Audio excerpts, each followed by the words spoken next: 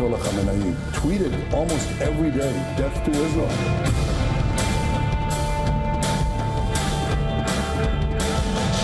I want to see no nuclear weapon in Iran.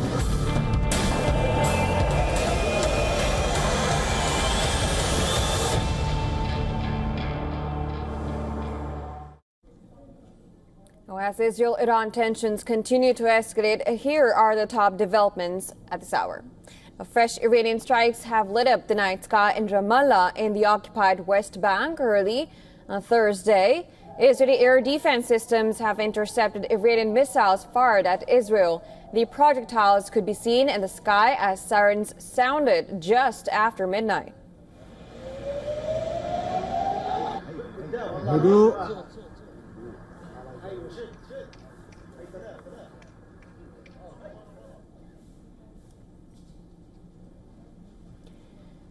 Meanwhile, Iran's Foreign Minister Abbas issued a fresh statement amid the war with Israel, saying that Iran solely acts in self-defense. Araghchi also denied Trump's claim of seeking nuclear weapons, pointing to the fact that only Israel boasts of nuclear weapons in the region.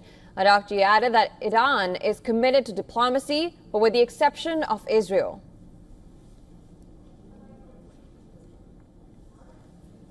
Russian President Vladimir Putin has called for bilateral negotiations between Iran and Israel to resolve tensions. Putin called for ensuring Iran's nuclear interests and resolving Israel's security threats, while urging the U.S. to not strike Iran. Putin also said that Iran has not reached out for any military help so far.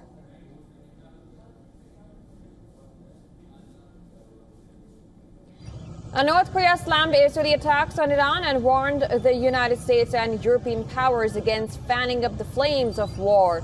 And this is according to a foreign ministry spokesperson. North Korea expressed serious concern over Israel's military attack and absolutely denounces it, adding that Israel's killing of civilians was an unpardonable crime against humanity. Iran's foreign ministry has summoned the Swiss ambassador who represents U.S. interests in the Islamic Republic over recent remarks by U.S. President Donald Trump. The Iranian statement said following the irresponsible and threatening statements of the American president, the Swiss ambassador, the guardian of this country's interest in Tehran, was summoned to the Ministry of Foreign Affairs. Now, Trump had earlier said that the U.S. had the capability to, quote-unquote, take out Khamenei. Iran was in a near total national internet blackout, according to the London-based watchdog NetBlocks. Iran announced last week that it was placing temporary restrictions on the internet, with the communication ministry saying that heavier limits were being imposed due to Israel's quote-unquote abuse of the country's communication network for military purposes. France is planning, along with European partners, to suggest a negotiated solution to end the conflict between Iran and Israel. The country's presidency said after President Emmanuel Macron chaired a National Security Council meeting without giving details on the nature of the plan. The French presidency said in a statement that Macron at the meeting ordered Foreign Minister Jean-Noël Barrot to draw up in the coming days an initiative with close European partners that would propose a demanding negotiated settlement to put an end to the conflict.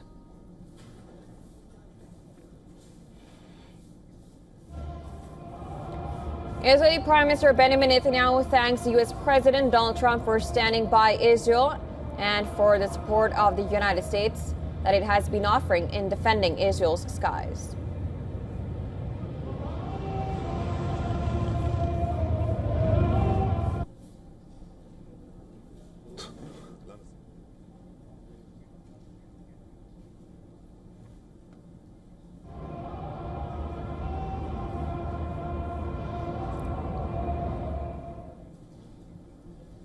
All right, to discuss more, we are now being joined by Dr. Avner Cohen, a professor of non-proliferation and terrorism studies at the Middlebury Institute.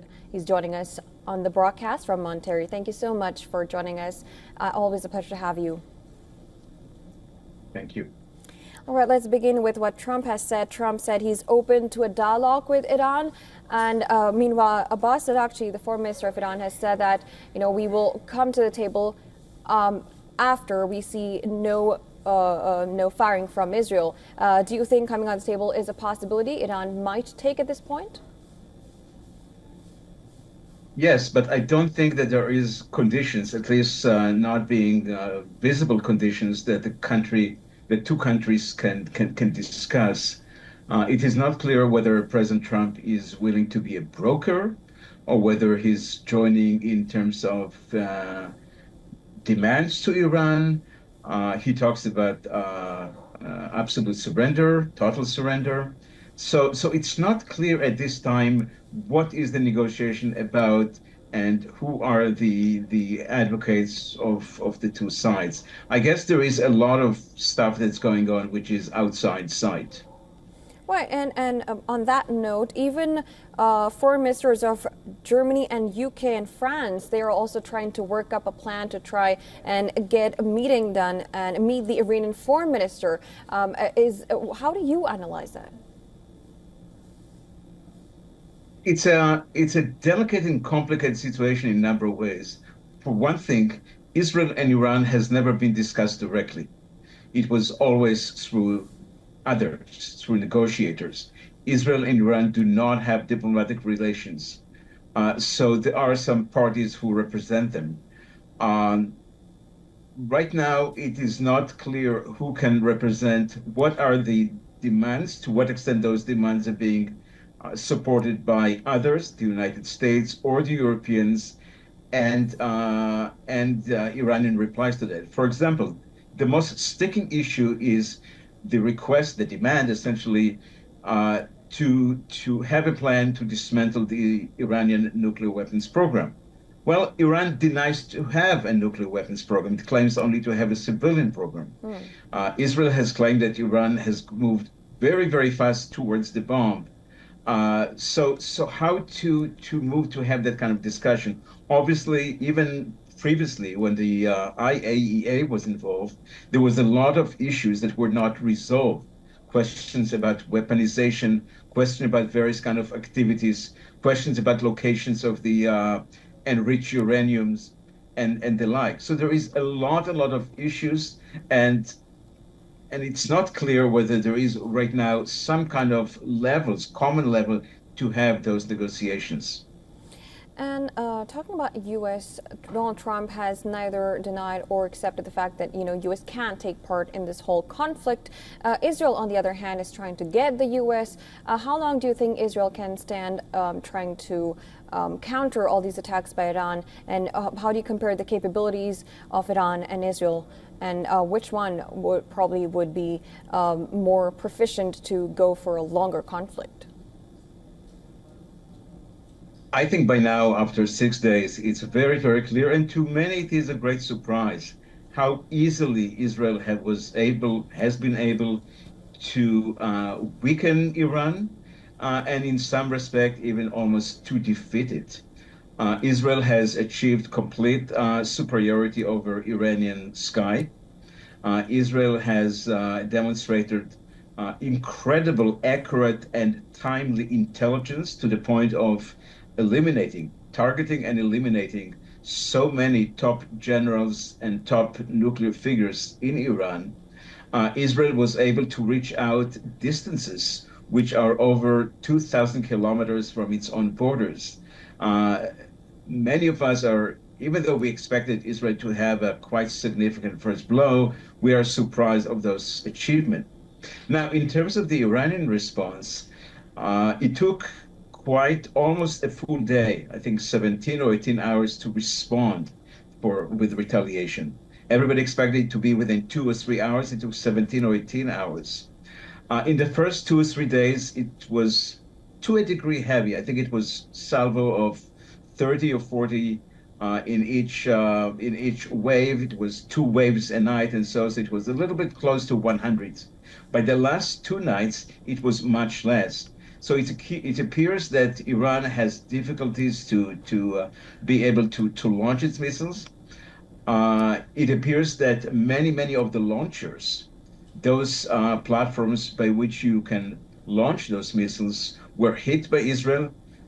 One estimate is that almost 50%, half of the Iranian launches. So Iran have clearly limits in terms of responding, and the Israeli superiority is quite visible. But then we also have the Supreme Leader Ayatollah Ali Khamenei saying that we can still respond. Where do you think the confidence is coming from then? Are we not, is Israel underestimating probably the military power that Iran might have? Well, many people ask this very question itself. Iran may have a certain type of weapon that it has not used so far. Iran also has some possibility to do damage, not just to Israel, but to the West, in terms of, closing and damaging traffic, naval traffic over the Hormuz Straits. But in terms of Israel vis-a-vis Iran, so far the Iranian response has been much less effective than has been thought, and we see, in fact, quite diminishing results in the coming 2 days or so. All right, and also I would like to take your opinion on what Russian President have been saying. He said a deal that satisfies both Israel and Iran is possible, and he wants to act as a mediator. Looking at the relationships, Russia and Putin does have good relations with Netanyahu. On the other hand, Iran has been helping Russia with the drones in the Ukraine war. Can Putin and Russia actually play a mediator in this conflict? Obviously, Iran would like to have an advocate on each side, and Putin could be that kind of thing, that kind of advocate or support. President Trump was quite negative. He said that he was unable to get any help from Putin on the issue of Ukraine, and this issue first, he would like to see something on Ukraine before Putin has something to do with the Iran-Israeli conflict.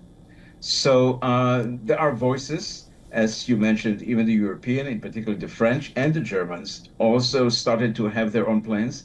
The issue that 5 or 6 days of war has not yet been before the United Nations Security Council.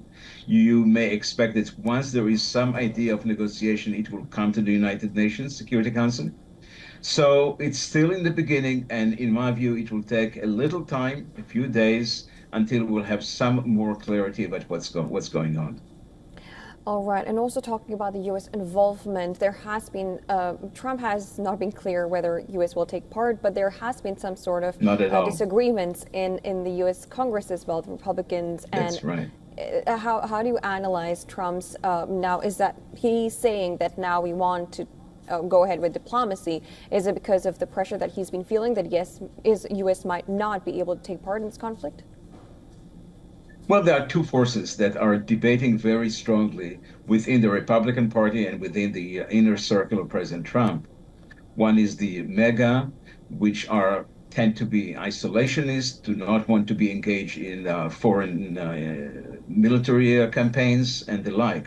And then there is the traditional part of the Republican Party who strongly supportive of Israel, and they would like to have that kind of support visible. I think President Trump, as of now, is not very willing, not at least at first, to use kinetic stuff. But at the same time, he makes very credible threats by providing a lot of American military assets to the region. We're talking about 3 carriers groups. None of them is there yet, but on their way. We're talking about advance of a lot of refueling aircrafts, 22 of them or so. We're talking about assets on the Diego Garcia, which are in striking range from Iran. So there is a certain pressure. And he asked from Iran to have a plan towards actual eliminations of the nuclear weapons element within the Iranian nuclear program. So we'll see where it goes. We need to have still clarity about those issues. And we have not seen them, at least on the public domain, the public side. Right, and also about the goal of U.S. was about not letting Iran have the nuclear weapons. Iran says it does not have, and it does not even intend to have it.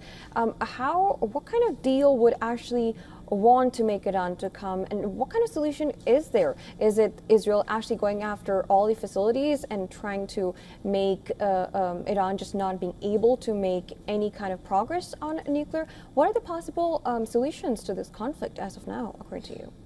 Yeah. From what we know right now, Israel already has damage to quite a number of key installations in the Iranian nuclear program. We talk in particular about the area of enrichment, and that prime facility is called Natanz. Israel has destroyed element on the ground, and there is some question to what degree Israel was able to destroy elements underground, in particular those assembly halls where there's centrifuge. Hundreds, in fact, thousands of them are being located. While Israel hits the electrical support, it may have, even without the physical destroying of those centrifuge, to make a great damage to them. So we do not know the exact damage. There is also the conversion facility in Isfahan. One facility which has not been damaged, which has not been attacked, is the one which is fortified in the mountain, very deeply dug in the mountain in Qum, the Fordow facility. And the Fordow facility, only the United States had the suitable weapons to hit that. Israel have some weapons, but it's not clear whether that happened could be that effective with that facility. My own view is that a great deal of the Iranian enrichment capacity has been damaged. Whether it's for months or over a year, that's difficult to say.